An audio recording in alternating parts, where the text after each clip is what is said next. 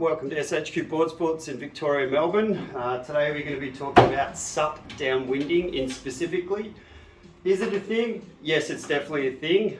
There's a few factors involved. It's kind of where Kai Lenny started when on his first 12.6 javelin threw a foil on the back and everyone watched him go downwind on the Maliko run and we were all like, okay, mind blown. It's kind of come full circle back to that. It did sort of migrate into surfing, but today we're just going to be talking about specifically downwind boards. They evolved really quickly, but I think I'm mainly doing this now because I think the downwind board evolution has started to plateau in terms that we know what works now. So it was difficult for the consumer to throw down a lot of money because the boards would evolve really quick. If you're a sponsored team rider, that's awesome, you get to prototype stuff. But let's talk about the journey. Is it possible for the everyday rider? I would say yes, definitely. There's a few factors involved. Primarily, you've got your equipment, you've got the conditions, you've got your foil choice, and you've got skill or technique. So all those factors coming together means that a certain place for you to start is going to be the best place to start. I highly recommend for people looking to get into their SUP downwind foil journey is you have to know how to foil. There's no point being able to paddle up and then get up on a bump and then not know how to foil. So I've got Sunova's range here and it sort of shows the evolution of where I started and where Sunova's gone with all their boards. My first board was a SUP foil board, which doubled perfectly as a wing board. So I'm 90 kilos. It gets cold in Melbourne, so I factor in about 5 kilos worth of wetsuit. And so I'm looking for a board that's about plus 25 litres for me to start on at least, maybe 30 if you've got no wind or board sports skill for my first board. My first board was a SUP foil board. I have one here, so 6'4" by 29, 115 litres. The 29 wide really gives you that width to be able to sort of stand on the board, be a little wobbly, sort of clamber around and not be so skilled in terms of having a really good J stroke, catching waves really early because it's high volume for me.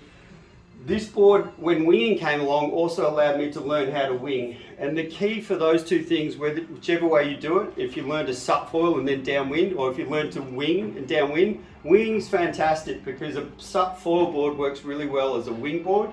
That wing board is going to teach you how to foil. It's going to teach you how to use multiple different foils. It's also going to allow you to do downwind runs, which really is the key to being able to read bumps and go downwind and have a successful journey rather than a very difficult journey.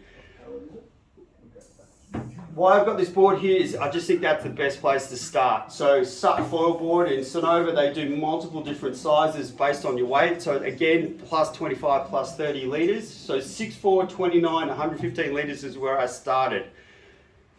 As you go into the Sunova range, as you start working your way towards downwinding, I learned paddle technique, I learned how to catch waves, I learned how to S-turn on a wave, and I started to think I don't need all that width. And then while that was happening, downwinding started to happen and boards started getting narrow. So I was watching that journey thinking, well, where do I fit into this? My next board choice was the Sunova Pro.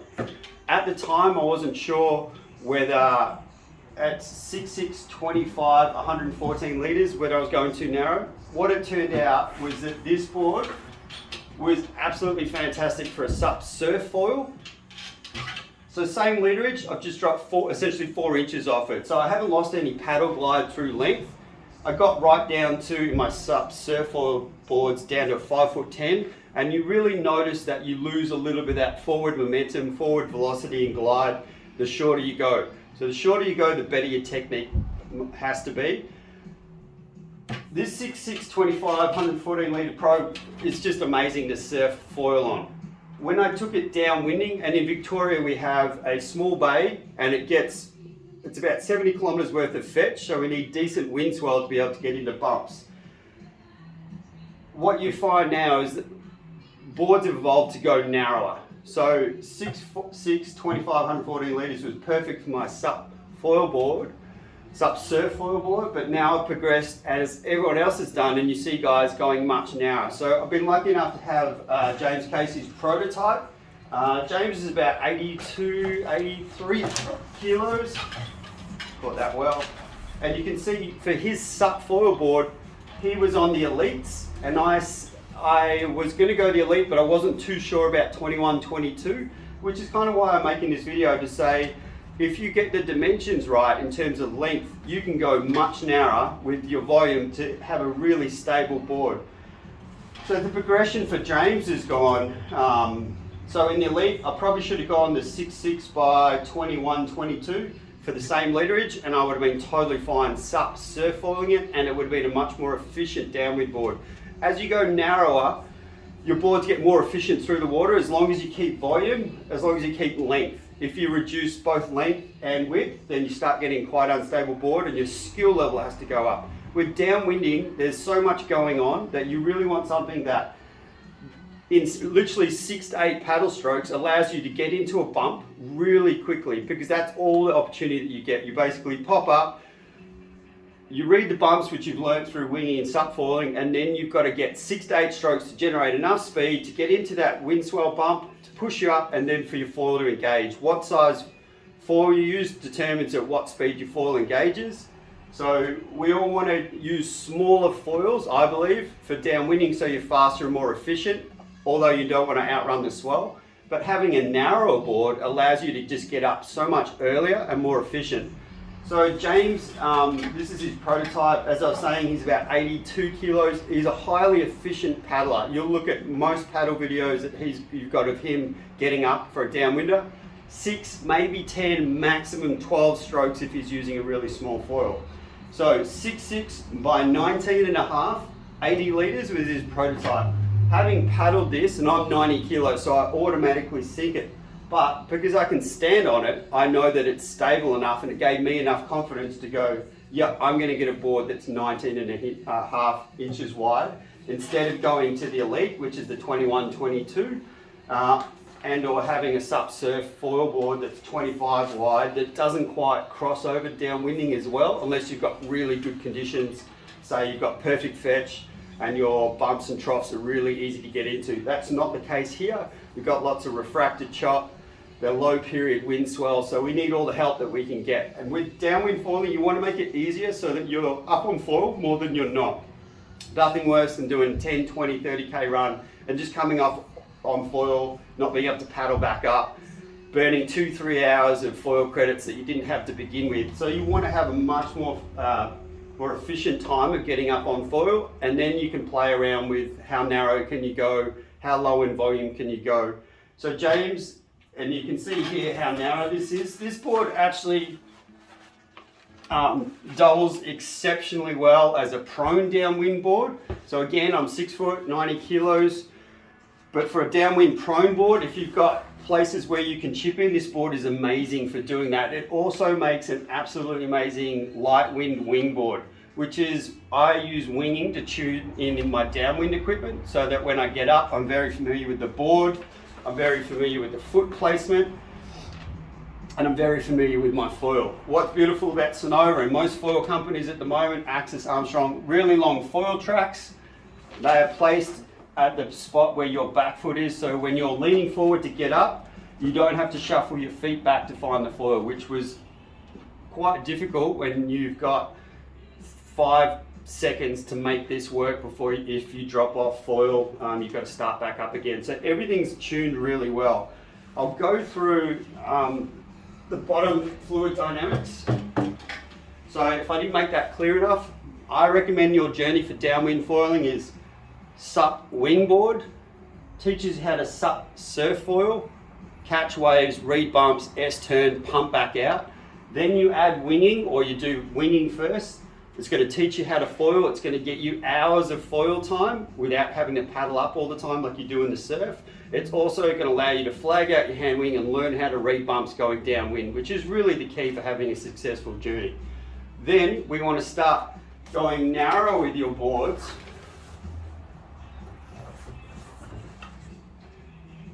And they found the combo of length and width to make them stable in a straight line. You're not going to be, generally not going to be paddling sideways onto swell unless you've got a prone paddle out to your start point of your downwind run. Or what I like in my board, that I've actually added length to it. So my new board is going to be 7.6 by 19.5, 120 litres. So as I was saying before, with my foil, myself, breakfast, a thick wetsuit, I'm pushing 100 litres. I want 15 to 20 litres to be able to get up. So if that's the waterline, I want nice positive buoyancy so that I don't have to get my board up to the surface and then my foil up to engage. People like James, super efficient paddling. He's done this for a while, world-class paddler. At 82 kilos, he can get his 80 litre board up to the surface in 2 or 3 strokes, and then he's got 4 or 5 strokes to get his board up on foil. I like the extra volume so I don't have to worry about getting my board up to the surface of the water to then get the foil and the board to release and the foil to engage. I've gone a little longer because we've found that with that length, you're generating forward speed with the volume, and having that narrow board, it's super efficient. But with the length, you gain that stability that you need, because downwinding is generally in wind swell, mixed up bumpy conditions. So that longer water line combined with the width gives you actually quite a stable platform to be able to paddle up and be really efficient. So in terms of bottom design, you can see from here, from the original SUP foil boards, when you turn these over, it's just all about efficiency. You can see a lot of the design aspects were modeled, and I've got notes because I've got 5 different brands here to talk about. So we've got influences from 14-foot days. So that's essentially the original downwinding, but before that there was canoes, outriggers, you've got yachts, and even some of the brands like Axis and KT have got America's Cup influence. So it's just basic fluid dynamics. What we wanted to have is a board which has fairly low rocker through the middle, almost flat, so it's fast and efficient. And in the nose, we have a little bit of rocker so that when we're leaning forward into a bump, that the board doesn't purl and shoot us off into one direction. So you'll notice just that flatter board through the middle, flat foil box to deck. So that means that the foil's working at the appropriate angle of attack. A little bit of nose rocker with a big V down the middle. Okay, so that V helps you track a little bit because you're displacing a little bit of water. So ideally when your board's long and narrow, keeping it straight is almost skill, but to give a little bit of assistance, you've got the V. In the boards like the KT, you've actually got a displacement nose that runs to about here to help you track straight. Then we're moving into a flatter board. You can see these chines off the side just allow water to release with these sharp rails all the way through to the tail.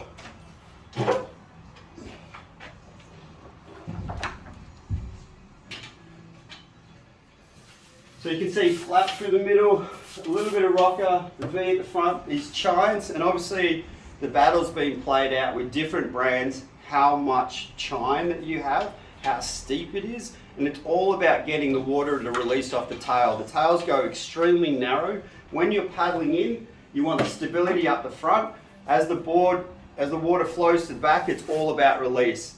So you can see Sunova's really gone for this flatter section with a narrow tail and just a V at the back to just let the water release with sharp rails. As we move through, and the thing with downwinding is it's very specific for the person. It's really hard to stock all these boards in every different size in each different brand. It would be a massive investment on our part. So what we're actually doing for the boards that we stock, so we have the Sunova range in both the SUP surf foil, which we have in stock. We've got the Pros, the Elites, and this is actually a prototype so you can customize your board, which I've done with my board. Then we move into the KT. So this is coming out of Hawaii, Keith Teboul. He's made the Jingsu. He's been around surfing and Hawaiian paddle culture for some time. He's bringing out a board, and I'll hopefully be able to get techie and add the specs here with a screen grab. His board is going to be called the Jingsu Dragonfly. It is going to have the patented step in the box at the back here, just as you get the board to speed, the water's going to release off the board and hopefully release the board earlier. It is going to have that displacement sort of nose at the front to allow you to paddle and track straight until the board releases. I'll put the specs up. Again, I think a good way to choose boards is the literage, what you need, and how narrow you can paddle. As you go narrow, you can go a little longer without too much tax. Long boards seem like they're going to be harder to ride, but with the foil boxes further forward, you end up with a really balanced board so that you can control the swing weight and actually use it as your advantage to turn and to drop into bumps. With Armstrong, have just released their new foil board with lots of influence, like great paddlers like Oscar. He's tuned that board. He's a light guy, but he's also very strong and very fit. He can, again, paddle up really small boards. So you'll notice in the Armstrong range, I think Oscar was riding a 6'3", 18 3/4, 5 3/8. That gives him about 85 litres. I think he's 70 odd kilos, so that's plus 15. So when I'm breaking up a board, I would say elite paddlers from 0 to 10 litres positive buoyancy, for intermediate towards advanced 10 to 15 litres, and then pure beginner plus 20, plus 25 litres. So you get that early release, easy paddling, easy glide. Again, with the Armstrong foils, you can see a very distinct V in the back. That is all about release and speed. A longer flutter deck gives you a longer planing surface, so you can actually glide faster. So it's a battle that's being played out, how each brand is sprinkling this mix of all these different features: V-tail, flat in the middle, and rocker. Each is going to work efficiently, whether one's better or not. If you bought all 5, you could probably paddle them up and then tell me, but they are making downwind SUP foiling very efficient and very doable for the average person. As we move in the Armstrong range, they've got boards from 85, 96, 107, 121 litres. So again, I'm looking around that 121 litres.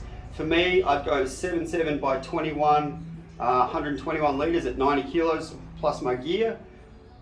As I got better and I could perhaps start being able to pick better conditions with better paddle technique, I could drop that down to the 107 because I'm more efficient in generating speed through my paddle.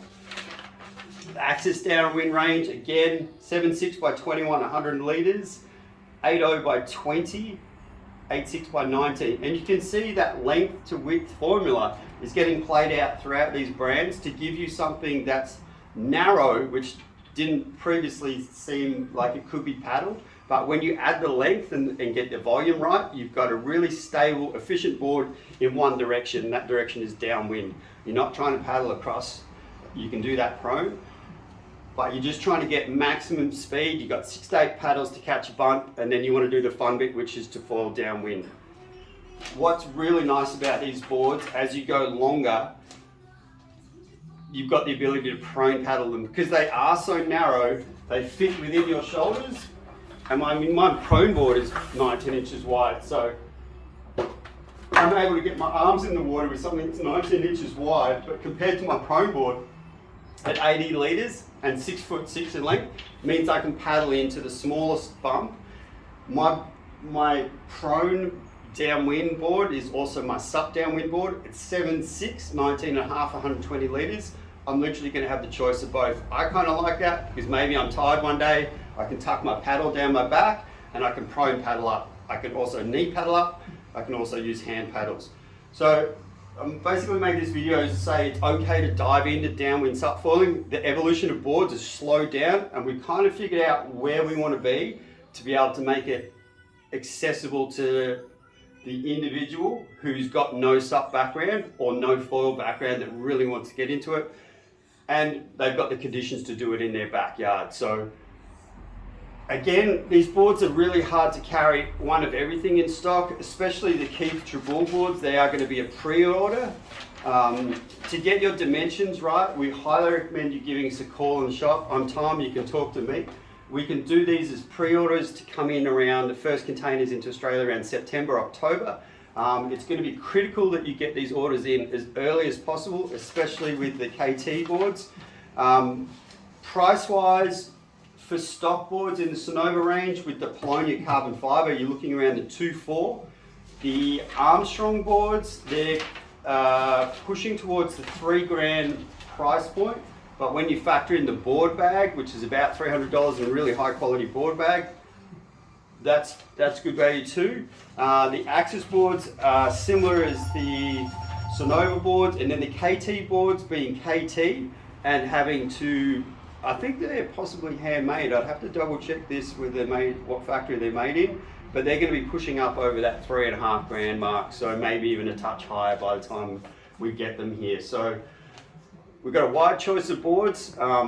We love downwind foiling. It's going to be definitely a thing as people realize that the boards have stopped evolving so quickly, and you're not going to buy something that you're going to sell. You will have to buy and sell along your journey, but that journey has some structure to it now, and it's definitely worth investing in. So I wish you all the best on your downwind journey. If we can help you, we'd love to hear from you. Cheers.